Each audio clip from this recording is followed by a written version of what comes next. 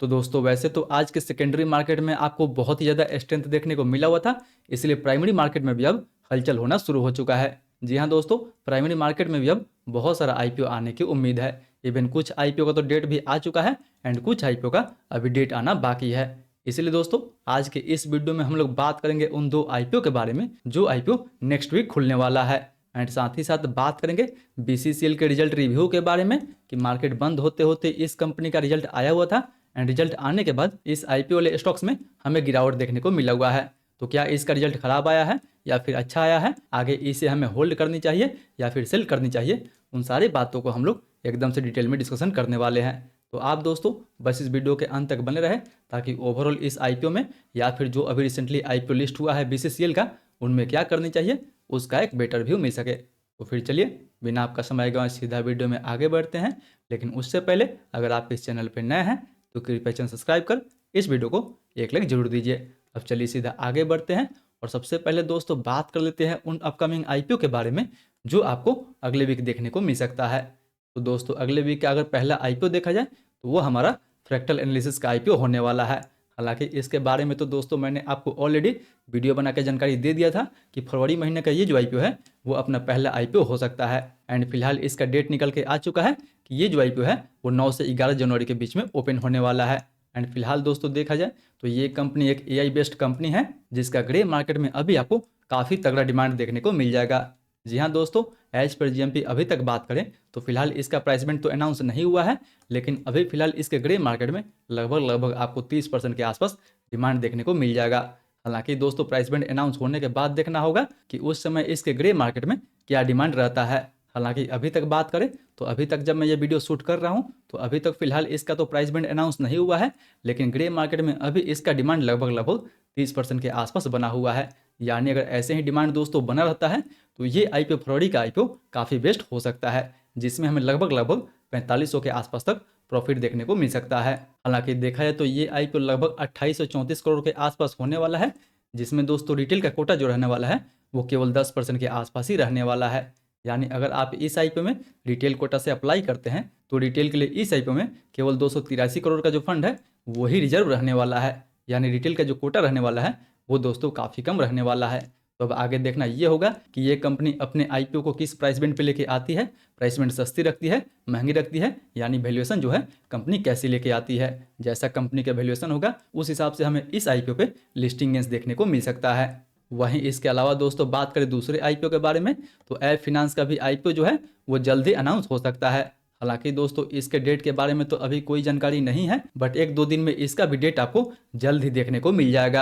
हालांकि ये आईपीओ काफ़ी छोटा रहने वाला है, जिसका टोटल इशू साइज लगभग 1000 करोड़ के आसपास होगा एंड इसमें भी रिटेल के लिए केवल 10% के आसपास ही कोटा दिया गया है। यानी अगर आप इस आईपीओ में भी रिटेल कोटा में अप्लाई करते हैं तो आपके लिए इस आईपीओ में केवल 100 करोड़ का जो फंड है वही रिजर्व रखा जाएगा।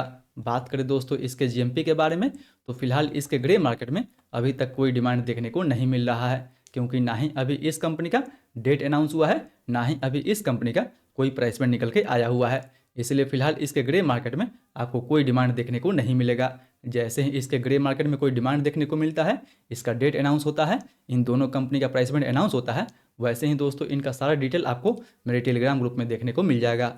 तो मेक श्योर कि किसी भी आईपीओ के लेटेस्ट अपडेट के लिए टेलीग्राम ग्रुप से जुड़ना ना भूलें, जिसका लिंक भी आपको नीचे डिस्क्रिप्शन बॉक्स में दिया गया है।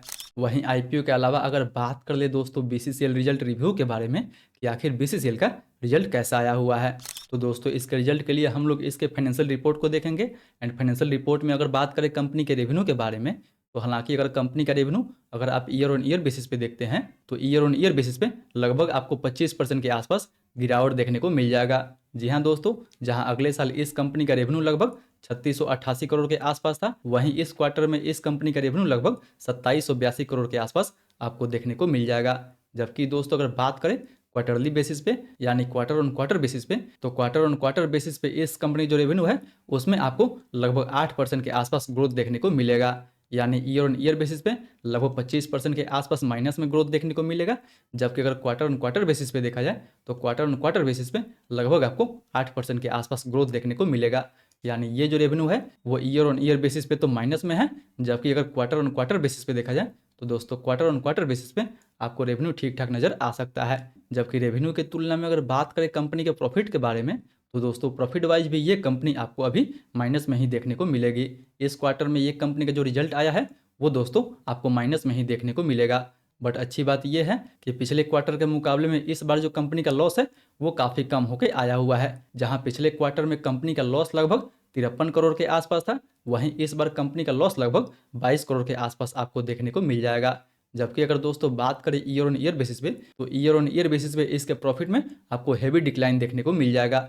यानी जहां अगले साल ये कंपनी 424 करोड़ के प्रॉफिट में थी, वहीं इस बार ये कंपनी लगभग 22-23 करोड़ के आसपास लॉस में बैठी हुई है। यानी ये रिजल्ट पिछले क्वार्टर से तो ठीक ठाक देखने को मिलेगा, बट अगर ईयर ऑन ईयर बेसिस पे देखा जाए तो जी हाँ दोस्तों, ईयर ऑन ईयर बेसिस पे ये रिजल्ट आपको बिल्कुल अच्छा नहीं लगेगा। हालांकि अगर इसके वीक परफॉर्मेंस का मेजर रीजन समझे तो पहला रीजन इसका लोअर सेल्स वॉल्यूम है, जहां पे कंपनी के सेल्स में सीधा आपको गिरावट देखने को मिल रहा है। वहीं इसका जो फिनेंशियल कॉस्ट है वो लगभग आपको 118% के आसपास इंक्रीज होते हुए नजर आ जाएगा। यानी कंपनी ने फंडिंग के लिए working capital and bank overdraft facility avail की थी, जिसके कारण कंपनी का फाइनेंशियल कॉस्ट में काफ़ी इंक्रीज देखने को मिला हुआ था। वहीं न्यू एसेट के कैपिटलाइजेशन की वजह से इस बार का डेप्रिसिएशन चार्ज भी आपको ज़्यादा देखने को मिल जाएगा। इसलिए फिलहाल इस कंपनी का इतना वीक परफॉर्मेंस आपको देखने को मिल रहा है। तो इस वीक परफॉर्मेंस को देखते हुए अगर बात करें कि क्या हमें इस आईपीओ वाली कंपनी को होल्ड करनी चाहिए या फिर सेल करनी चाहिए, तो दोस्तों उसके लिए हम लोग इस कंपनी को चार्ट पे देखेंगे, समझेंगे कि हमें इस आईपीओ को होल्ड करनी चाहिए या फिर सेल करनी चाहिए। तो दोस्तों वैसे तो देखा जाए तो पिछले कुछ दिनों में ये आईपीओ 35 रुपये का लो लगाया था एंड लगभग 42 रुपये का हाई भी लगाया हुआ था। यानी ये जो इसका 35-36 रुपये वाला रेंज है वो कल अगर होल्ड करता है तो अब तो हमें इस आईपीओ को होल्ड करनी चाहिए। एंड अगर इस लेवल को होल्ड नहीं करता है तो मे भी हमें इस आईपीओ में शॉर्ट टर्म में और ज़्यादा गिरावट देखने को मिल सकता है। तो दोस्तों कल ये देखना होगा कि कल मार्केट ओपन होता है तो इस रेंज को होल्ड करता है या फिर इस रेंज को ब्रेक करके सीधा नीचे ही ये आईपीओ ओपन होता है। वैसे दोस्तों अगर इस रेंज को होल्ड कर लेता है, 35-36 वाला रेंज को रिस्पेक्ट देता है, तो ये इस आईपीओ के लिए एक मजबूत सपोर्ट के रूप में देखा जा सकता है। अगर 35-36 वाला लेवल को होल्ड करता है तो अब तो हमें इस आईपीओ को होल्ड करनी चाहिए। एंड अगर ये लेवल को होल्ड नहीं करता है तब तो हमें शॉर्ट टर्म में और ज़्यादा गिरावट देखने को मिल सकता है। तो दोस्तों हमें कल देखना होगा कि मार्केट ओपन होता है तो ये लेवल होल्ड करता है या फिर नहीं करता है। हालांकि वैसे तो इसका रिजल्ट मार्केट क्लोज होने से 5 मिनट पहले ही आया हुआ था एंड उतने देर में ही लगभग इस आईपीओ में हमें 2-3% के आसपास गिरावट देखने को मिल गया था। सो अब देखना ये होगा कि कल 35-36 वाले लेवल को ये आईपीओ होल्ड करता है या फिर उसको भी ब्रेक करके नीचे जाता है। जैसा अपडेट होगा मैं आपको अपने टेलीग्राम ग्रुप में दे दूंगा। बाकी बात दोस्तों ये था आज का लेटेस्ट अपडेट बीसीसीएल आईपीओ को लेकर, अपकमिंग आईपीओ को लेकर। आई होप आपको वीडियो पसंद आया होगा। अभी भी इन आईपीओ के रिगार्डिंग कोई भी सवाल है आपके मन में तो वो हमें नीचे कमेंट करके जरूर पूछें। मैं कोशिश करूंगा कि आपके कमेंट का जल्द से जल्द रिप्लाई दे सकूं। फिर मिलते हैं दोस्तों अगले वीडियो में। तब तक आगे 5 शेयर होल्डर कोटा वाला आईपीओ भी आने वाला है, तो इस वीडियो पर टैप करके उन 5 शेयर होल्डर कोटा वाला आईपीओ का फुल वीडियो देखना ना भूलें।